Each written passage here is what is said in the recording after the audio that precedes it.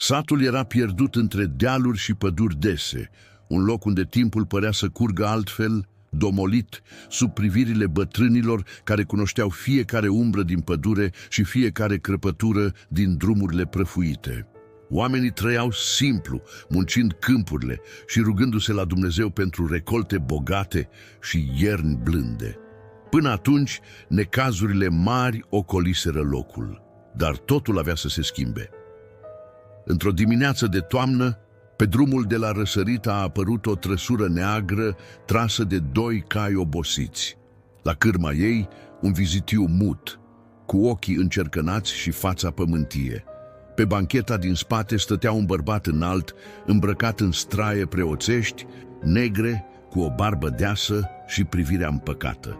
Lângă el, o femeie slabă, cu părul lung, ascuns sub o eșarfă cenușie, și doi copii, un băiat și o fată, amândoi palizi și tăcuți. Nou-veniții au fost primiți cu suspiciune, dar și cu speranță. Biserica satului rămăsese fără preot de luni bune, iar acum, când Dumnezeu păruse să le trimită un slujitor nou, oamenii s-au bucurat. Însă nimeni nu știa că acest preot venea dintr-un loc blestemat. Înainte ca el să ajungă aici, ceva groaznic se petrecuse. Se zvonea că venise de pe un vas care se pierduse în furtuni. Un vas unde toți călătorii fusese găsiți morți, înghețați în poziții bizare, cu bube negre pe corp și corpurile disecate. Și totuși, preotul și familia lui scăpaseră nevătămați. Cum? Nimeni nu întrebase, iar el nu oferise explicații. A fost primit cu ospitalitate. Bătrânii satului l-au condus la biserică, apoi la casa parohială de lângă cimitir. Locuința fusese nelocuită de mult și mirosea a mucegai și pământ ud, dar preotul și ai săi nu s-au plâns. În noaptea aceea însă, primul semn al nenorocirii a venit. O bătrână, Maria lui Damian, a spus că a văzut o umbră mișcându-se pe la ferestrele bisericii. O umbră înaltă, subțire, care părea că nu merge, ci plutește. Când a spus oamenilor, aceștia au râs, spunând că sunt doar vise de bătrână. Dar alții au început să-și amintească ceva. Și pe vasul acela naufragiat, cei care au investigat spuseseră că trupurile moarte ale pasagerilor erau încremenite într-o spaimă adâncă, ca și cum văzuseră ceva înainte de moarte. Preotul însă părea calm, blând. Cuvintele lui erau mieroase, pline de căldură. Oamenii au început să-l iubească, iar slujbele lui atrăgeau tot satul. Dar în curtea casei sale, în nopțile târzii, se auzeau șoapte. Atunci nimeni nu bănuia încă adevărul, dar blestemul începuse. În săptămânile care au urmat sosirii preotului, satul părea la fel ca înainte. Oamenii își vedeau de treburile lor, copiii alergau pe ulițe, iar biserica era mai plină ca niciodată. Dar, pe nesimțite, o neliniște apăsătoare se strecurase printre săteni. Cei care locuiau mai aproape de casa parohială susțineau că noaptea auzeau sunete ciudate venind dinspre casa preotului. Poate că se roagă, spuneau unii. Poate că face exorcizări, șopteau alții. Dar ceva nu era în regulă. Oamenii îl vedeau pe preot mergând prin sat la ore târzii, purtând o candelă slab luminată.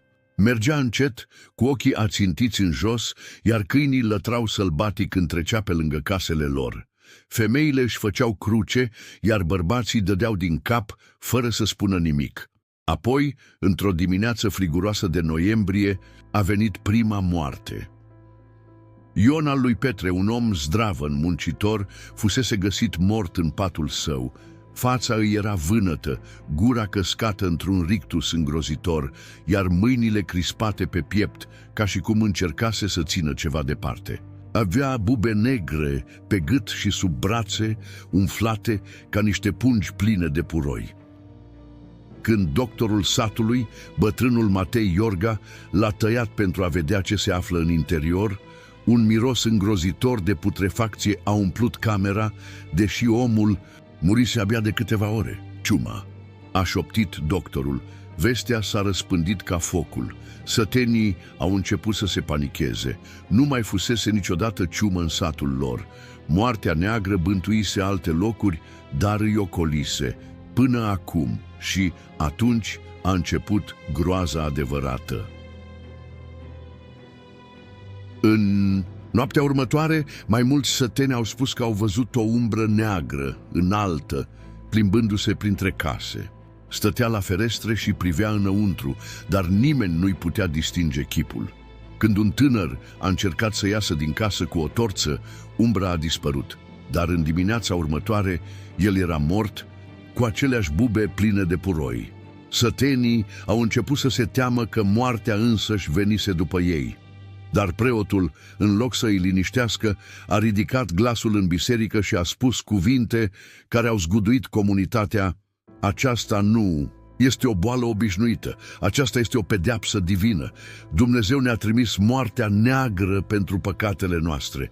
Și atunci oamenii au început să se acuze unii pe alții. La început, șoapte. Poate că bătrâna Elena a blestemat satul. A fost mereu o vrăjitoare. Poate că Vasile a păcătuit cu femeia altuia. Poate că cei care au murit au ascuns ceva groaznic. Apoi șoaptele au devenit strigăte. În piața satului, un bărbat l-a acuzat pe altul că l-a furat la negoț cu un an în urmă. O femeie a mărturisit că soțul ei a omorât un om în pădure, cu ani în urmă. Copiii au început să spună lucruri pe care le auziseră pe ascuns.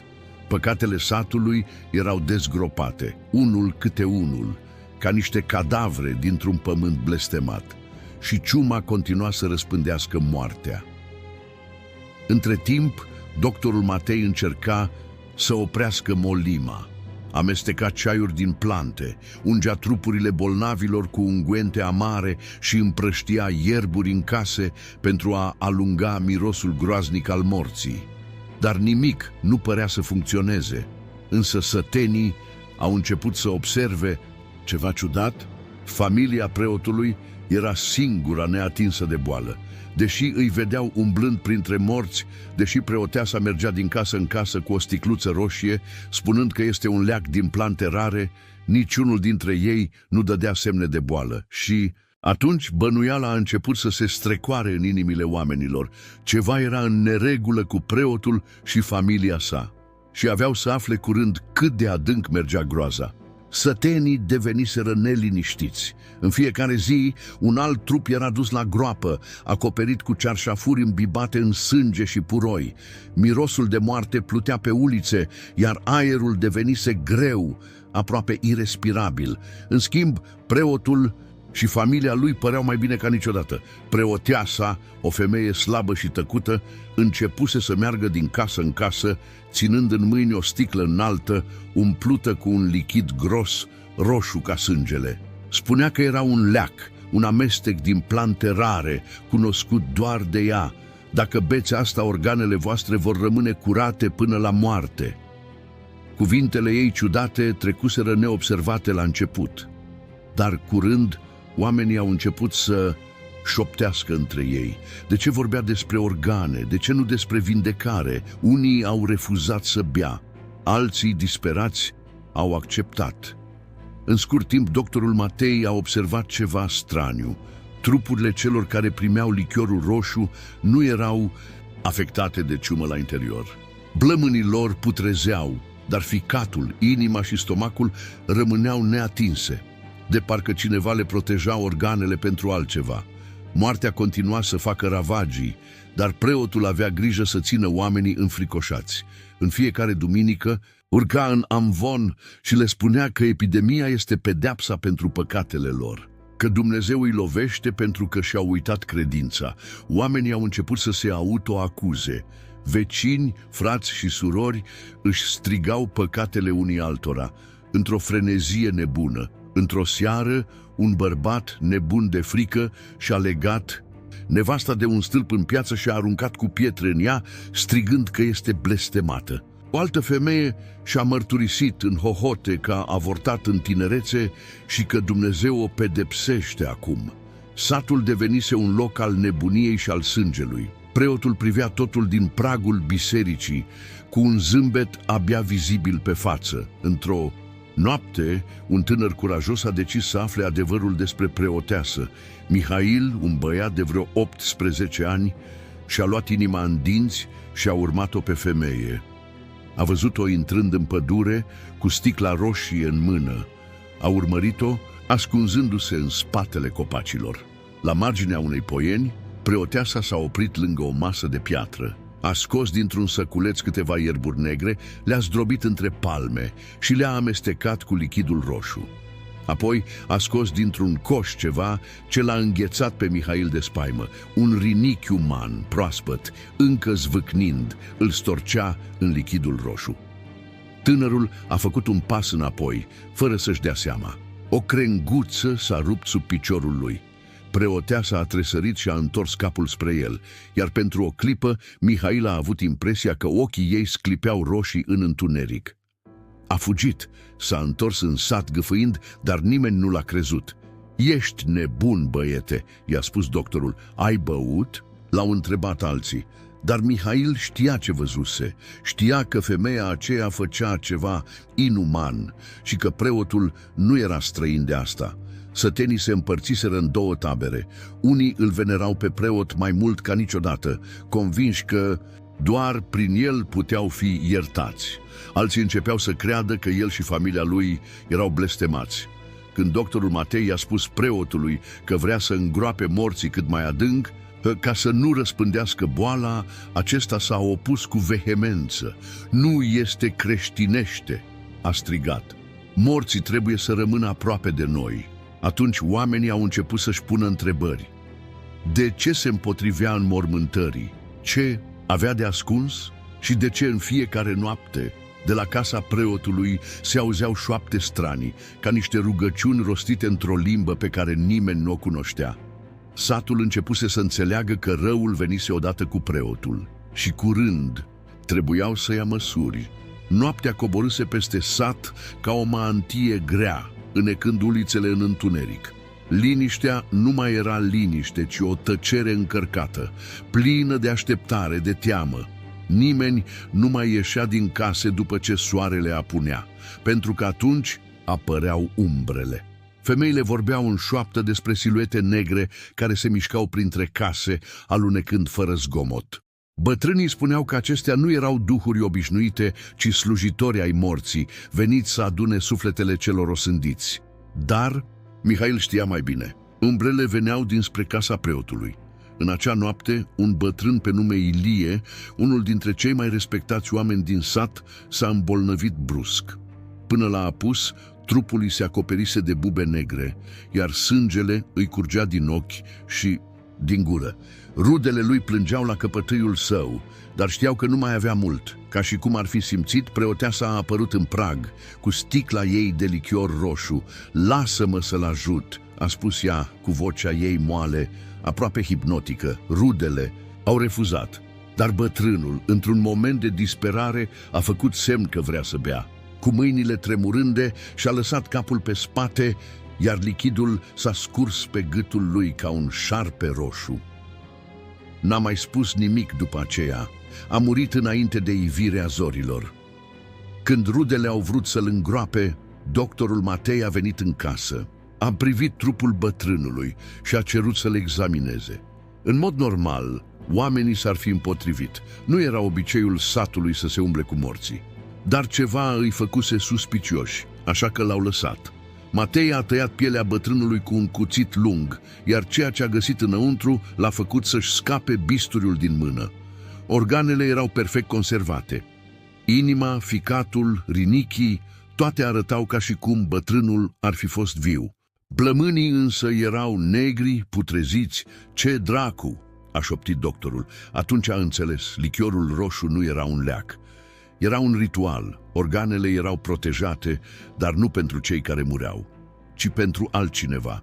Doctorul a simțit un fior rece în șira spinării. Trebuia să afle mai multe. În noaptea aceea, Mihail s-a strecurat prin sat, evitând ulițele luminate slab de lumânările aprinse în ferestre. A ajuns la gardul casei preotului și s-a ascuns între tufișuri. Dincolo de peretele de lemn, lumina pâlpâia slab. Apoi a auzit ceva, un foșnet, un sunet umed, de carne atinsă, de cuțit care taie. Mihail s-a ridicat încet și a privit printr-o crăpătură a gardului. Ceea ce a văzut i-a înghețat sângele în vene. Preoteasa stătea la o masă lungă din piatră, scăldată în lumina tremurândă a lumânărilor. În fața ei, pe masă, erau întinse organe umane. O inimă proaspătă, un ficat, rinichi, toate curate, intacte. Și mai încolo, pe jos, era o pungă de piele, din care ieșea un braț uman. Mihail și-a pus mâna la gură ca să nu țipe. Preoteasa nu gătea mâncare, gătea oameni. Lângă ea, preotul murmura un cântec straniu într-o limbă necunoscută. Lângă el, fiii săi priveau în tăcere. Și atunci Mihail a înțeles adevărul. Preotul și familia lui nu erau oameni obișnuiți. Ei făceau parte din ceva vechi, ceva întunecat, ceva care trebuia oprit. Mihail a fugit înapoi spre sat, alergând ca un nebun. Când a ajuns la cârciumă unde se adunau bărbații, a izbit ușa cu putere. Trebuie să faceți ceva. Preotul, preoteasa, mănâncă oameni. Bărbații au râs, dar râsul lor era nervos. Ai visat, băiete? Nu, am văzut cu ochii mei. Dar unul dintre bărbați, un bătrân cu ochii obosiți, a bătut în masă. Lăsați-l să vorbească. Mihail le-a spus tot ce văzuse. Organele, masa de piatră, cântecul bizar. La început, oamenii au fost sceptici, dar apoi, când doctorul Matei a mărturisit ce descoperise la autopsie, toată încăperea s-a cufundat într-o liniște grea. Și atunci bătrânul Gavril, un om înțelept, a spus cu voce gravă: totul a început când preotul a venit în sat. Tăcere. Apoi încet, bărbații au dat din cap, trebuiau să afle adevărul. Și pentru asta trebuiau să intre în casa preotului, dar nu oricum. Trebuiau să fie pregătiți. Trebuiau să fie înarmați. Pentru că aveau de-a face cu ceva ce nu era din lumea lor. Bărbații satului s-au adunat în tăcere, fețele lor luminate doar de flăcările torțelor. Se strângeau din ce în ce mai mulți, oameni simpli, muncitori, dar acum mânați de frică și furie. Mihail s-a ridicat pe o buturugă, privindu-i pe fiecare în parte. Toți simțim că ceva nu e în regulă, a spus el pe un ton grav. Ciuma ne-a lovit satul după ce preotul a venit aici și acum aflăm că el și familia lui mănâncă oamenii noștri? Un murmur a trecut prin mulțime. Doctorul Matei a făcut un pas în față. Nu am nicio dovadă clară că sunt vinovați, a spus el, dar vocea lui era nesigură. Dar căldura din casa lor, faptul că nu s-au îmbolnăvit și ce a văzut băiatul, toate astea nu sunt normale. Un bătrân din mulțime a scos un oftat lung. Ne-a spus că moartea neagră e o pedeapsă divină, dar dacă el e cauza, liniște. Apoi Mihail a ridicat mâna. Azi noapte băiatul nostru a fost vânat. Nu mai putem sta deoparte. Gavril a strâns mânerul unui topor. Atunci să aflăm adevărul. Bărbații s-au furișat pe drumurile întunecate, torțele lor pâlpâind ca niște stele căzute. Când au ajuns în fața casei preotului, au simțit că îi privește ceva. Umbra casei era grea, întunecată, aproape vie. Doctorul Matei s-a apropiat primul și a atins ușa. Era fierbinte. Flăcările din interior ardeau fără oprire. Intrăm, a șoptit Mihail. Și atunci, fără avertisment, ușa s-a deschis singură. Interiorul casei era scăldat în lumina roșie a focului. Aerul era înnecăcios, greu de respirat, încărcat de un miros de carne arsă.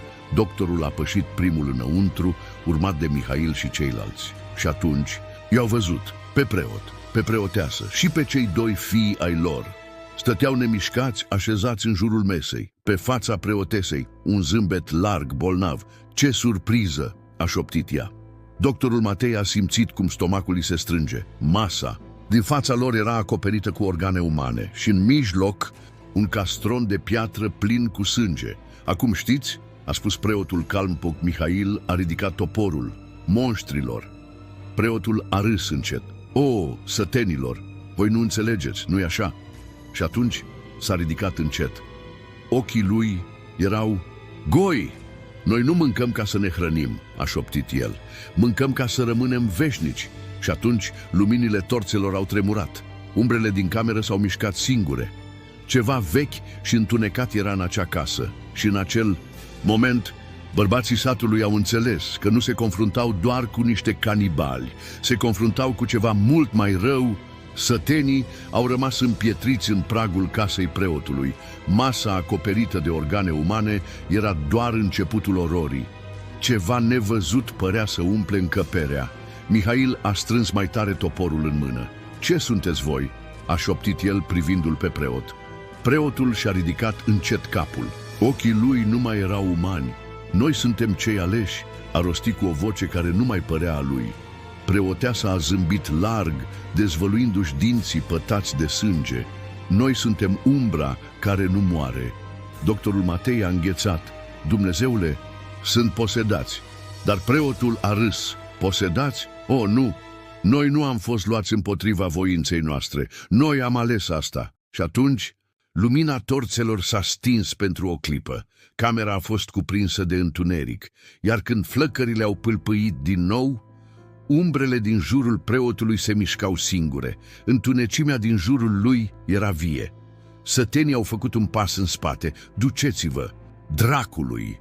a strigat Gavril, ridicând toporul. A lovit cu toată forța în pieptul preotului. Sunetul a fost oribil, ca și cum ar fi lovit lemn putrezit. Preotul nu s-a clintit. Gavril și-a retras toporul cu groază. Nu era sânge, nu era carne, era nimic. Ca și cum lovise o umbră înghețată în timp. Preoteasa și-a ridicat mâinile, iar pereții casei s-au cutremurat. "Nu ne puteți ucide," a șoptit ea. Bărbații satului au înțeles atunci adevărul. Preotul și familia lui nu erau doar niște canibali. Ei făceau parte dintr-un cult. Un cult protejat de umbrele diavolului însuși. Mihail a tremurat, amintindu-și brusc de ceva. Focurile. În fiecare cameră a casei preotului ardeau mereu focuri mari. Oamenii nu înțeleseseră de ce. Dar acum totul era clar. "Focul," a șoptit doctorul Matei. "Focul e singura lor slăbiciune." Mihail a ridicat o torță. "Dați-le foc!" Focul s-a răspândit rapid pe podeaua îmbibată de sânge. Preoteasa a urlat de furie. Preotul s-a ridicat în picioare, dar trupul lui a început să se clatine, ca și cum flăcările îl distrugeau din interior. "Nu!" a ridicat mâinile, iar umbrele din jur au încercat să lupte împotriva flăcărilor, dar lumina era mai puternică. Când focul a cuprins întreaga casă, trupurile lor s-au contorsionat într-un mod nefiresc. Ochii lor s-au întors în orbite. Carnea le-a început să cadă în bucăți și din gâturile lor nu au mai ieșit urlete umane, ci urletele unui lucru care trăise dincolo de moarte prea mult timp. Sătenii au fugit afară, privind casa arzând. Flăcările erau negre, ca și cum ar fi ars nu doar lemnul, ci și ceva mult mai vechi, mult mai întunecat. Și atunci, din mijlocul incendiului, o voce a vorbit: "Nu ați câștigat." Oamenii au rămas înmărmuriți. Preotul încă stătea în picioare în mijlocul flăcărilor. Trupul lui ardea, dar el zâmbea. "Umbrele nu mor," a rostit el încet. Apoi a fost înghițit de flăcări. A doua zi, sătenii au scotocit printre ruinele casei. Nu au găsit niciun os, nici o urmă că acolo ar fi murit cineva, doar cenușă și un singur lucru intact, un simbol ciudat ars în pământ. Ciuma nu a mai făcut victime după acea noapte. Satul a fost în siguranță ani de zile, dar în fiecare noapte fără lună, sătenii încă vedeau umbre care se mișcau pe câmpuri, ca și cum ceva încă îi privea. Și ani mai târziu, când un alt preot a venit în sat, avea un zâmbet blând, o voce caldă și în prima noapte după ce s-a mutat, sătenii au văzut din nou focurile arzând în fiecare cameră.